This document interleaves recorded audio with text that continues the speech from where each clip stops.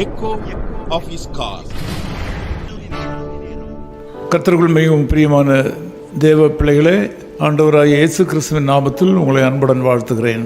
ప్రభుల్లో ప్రియమందు సహోదరి సహోదరులారా, యేసుక్రీస్తు నామం నందున మిమ్మల్ని అందరినీ అభినందిస్తున్నాను. நீங்கள் அறிந்தபடி நம்முடைய அழைப்பின் எதிரொலி என்கிற பத்திரிகையானது 16 மொழிகளிலே அச்சிடப்படுகின்றன, வெளியிடப்படுகின்றன, தபால் மூலம் அனுப்பப்படுகின்றன. మీకు తెలిసినట్టే మన ఎకో ఆఫీస్ కాల్ పత్రిక 16 భాషల్లో ప్రచురింపబడి దేశంలో వివిధ చోట్లకి పంపించబడుతుంది తపాలాలో. இதை இலவசமாக மாதந்தோறும் நம்முடைய நண்பர்களுக்கு அனுப்பி வைக்கிறோம். దీన్ని మనం ఉచితంగా మన స్నేహితులకి అందరికీ పంపిస్తున్నాము. உங்களுக்கு அந்த பத்திரிகை இதுவரையிலும் கிடைக்காவிட்டால் நீங்கள் எங்களுக்கு உடனே தபால் மூலமாகவோ தொலைபேசி மூலமாகவோ தெரிவிக்கும்படி உங்களை அன்பாக கேட்டுக்கொள்கிறோம். మీకు మేము పంపించే పత్రిక దొరకలేదంటే మాకు లెటర్ మూలంగానైనా లేకపోతే ఫోన్ మూలంగానైనా మాకు తెలియపరచండి. இன்றைக்கு காலையில் மார்க் எழுதின சுவிசேஷம் 10ஆம் அதிகாரம் 27ஆம் வசனத்தை நான் உங்களுக்கு முன்வைக்கிறேன். ఈరోజు ప్రొద్దుట వేళ మార్కు సువార్త 10వ అధికారం 27వ వచనాన్ని మీ ముందు ఉంచుతున్నాను. பரிசுத்த வேதாகமம் சொல்கிறது, தேவனாலே எல்லாம் கூடும். పరిశుద్ధ గ్రంథం సెలవిస్తుంది, దేవునికి అసాధ్యము కాదు అని రాయబడి ఉన్నది. With God all things are possible. With God all things are possible. దేవునికి సమస్తము సాధ్యమే అని రాయబడి ఉన్నది. நாம் இந்த உலகத்தில் எல்லா காரியங்களும் நடைபெறாது என்று நினைக்கிற காலத்திலே வாழ்கிறோம்.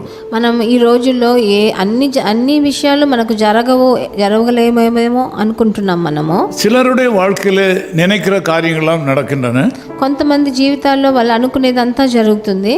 சிலருடைய வாழ்க்கையில நினைக்கிற காரியங்கள் அவ்வப்போது நடக்கிறது இல்லை.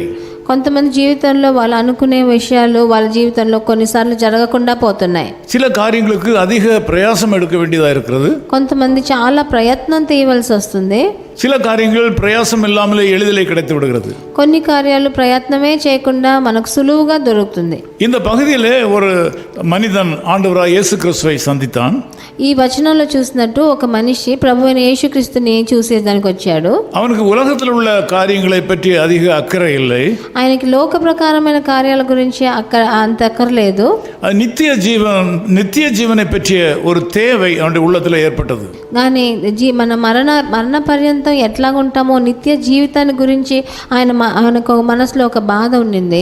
என்னை பொறுத்த மட்டில் அவன் ஒரு நல்ல மனிதன் தான் நான் நினைக்கிறேன். నా మటుకు నేను ఆయన ఒక మంచి మనిషి అనే నేను తలుస్తున్నాను. ஆனால் ஆண்டவரிடத்தில் வந்த வேளையில் நித்திய ராஜ்யத்தை அடைவதற்கு என்ன செய்ய வேண்டும் என்று கேட்கிறான். ఆయన అంటున్నాడు, నిత్యమైన జీవిత రాజ్యానిలోకి నేను వెళ్ళాలంటే నేను ఏం చేయాలని అడుగుతున్నాడు. ஏனென்றால் வேதம் சொல்கிறது, முதலாவது தேவனுடைய ராஜ்யத்தையும் அவருடைய நீதியும் தேடுங்கள், அப்பொழுது மற்ற காரியங்கள் எல்லாம் உங்களுக்கு இலவசமாய் கூட கொடுக்கப்படும் என்று. ఎందుకంటే దేవవచనం ఇలా సెలవిస్తుంది, మొదలు మీరు దేవుని రాజ్యాన్ని నీతిని వెతికినప్పుడు మీకు లోక ప్రకారమైన అన్ని సమకూరుస్తారని ప్రభు చెప్తున్నాడు. ஆனால் அவன் மிகுந்த செல்வந்தனாய் இருந்தபடினாலும் அவனுடைய எண்ணங்கள் எல்லாம் ஆசைகள் எல்லாம் அதிகமாக அந்த செல்வங்களின் மேல் இருந்ததையும் ஆண்டவர் கண்டுகொண்டார்.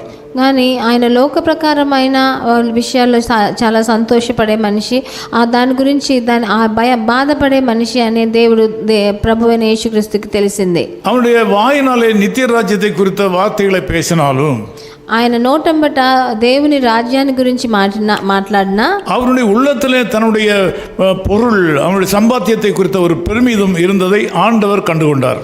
కానీ తన మనసులో ఈ లోక ప్రకారమైన సంపత్తు గురించి వచ్చే ధనం గురించి దాని గురించి ఆయన మనసులో ఆశ ఉందన్న మటుకు ప్రభువు గ్రహించాడు. ஆகவே அவனிடத்தில் சொன்னார், உன்னுடைய சொத்துக்கள் எல்லாவற்றையும் விற்று ஏழைகளுக்கு கொடுத்து விட்டு பின்னாலே வா என்று சொன்னார். అందుకనే చెప్పాడు, నీ సొమ్మంతా అమ్మేసి నా వెనకాల రా అని ఆ మనిషికి చెప్పాడు దేవుడు. நாமும் நம்முடைய வாழ்க்கையில் எவ்வளவுதான் ஆசைகள் சம்பாத்தியங்கள் இருந்தாலும், మనం కూడా మన జీవితంలో ఎన్నో ఆస్తులు మన సంపాదన ఉన్నా కూడా நம்முடைய எண்ணங்களும் பெருமிதங்களும் அவற்றின் மேல் இல்லாதபடி ராஜ்யத்தை குறித்த தேவ ராஜ்யத்தை குறித்த எண்ணங்களும் ஆசைகளும் இருக்க வேண்டும் என்று ஆண்டவர் எதிர்பார்க்கிறார். మనకు కూడా ఎన్నో ఈ లోక ప్రకారంగా సంపాదనలు ఉన్నా మన ఆశలు దాని మీద పెట్టుకోకూడదు. మనం ప్రభు గురించి ఆలోచించాలని ఆయన ఆశిస్తున్నాడు. உலகத்தில் எல்லாரும் ஏழைகளாகவோ பிச்சைக்காரர்களாகவோ இருக்க வேண்டும் என்று ஆண்டவர் விரும்பவில்லை. ఈ లోక ప్రకారంగా మనము దరిద్రులుగా జీవించాలని ప్రభు యేసు ఎప్పుడూ చెప్పలేదు. ஆனால் நம்முடைய எண்ணங்கள் பரலோக ராஜ்யத்தை குறித்து இருக்கும்போது உலகத்தில் உள்ள சகல ஆசீர்வாதங்களும் கிடைக்கும். కానీ మన చింతలో ప్రభువైన దేవరాజ్యం గురించి అధికంగా మనం ఆలోచించినప్పుడు ఈ లోక ప్రకారంగా కూడా ప్రభువు మనల్ని హెచ్చిస్తాడు. இன்னைக்கு காலையில் கூட உங்களுக்கு சில தேவைகள் இருக்கின்றன.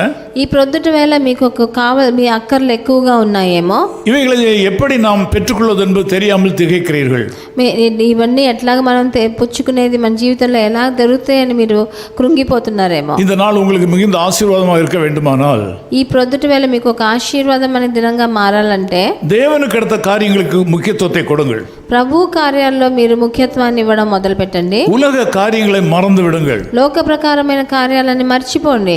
உலக நன்மைகளை தேடி அலைய வேண்டாம். లోక ప్రకారమైన మంచిని దాని హెచ్చైన విషయాల గురించి మీరు పరిగెత్తకండి. ஆண்டவருக்கு அடுத்த காரியங்களுக்கு நீங்கள் முக்கியத்துவம் கொடுத்து அதை நாடுங்கள், தேடுங்கள்.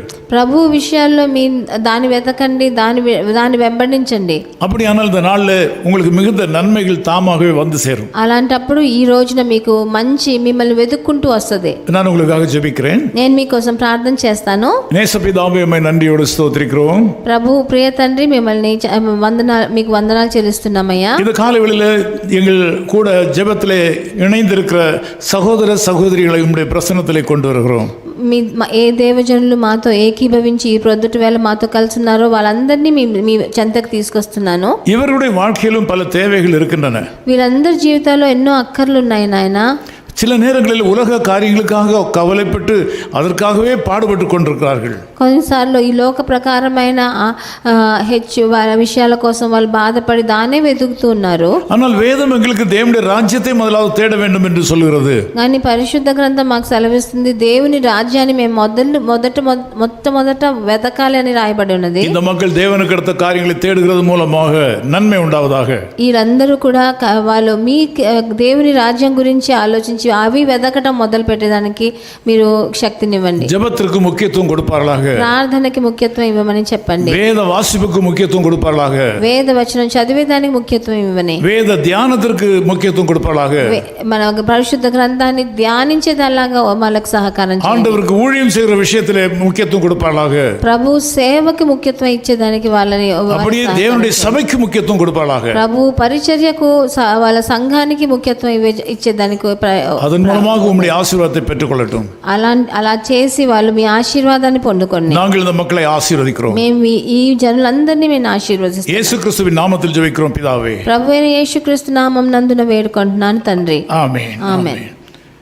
மான்கள் நீரோடை வாஞ்சித்து கதரும் போல் தேவனே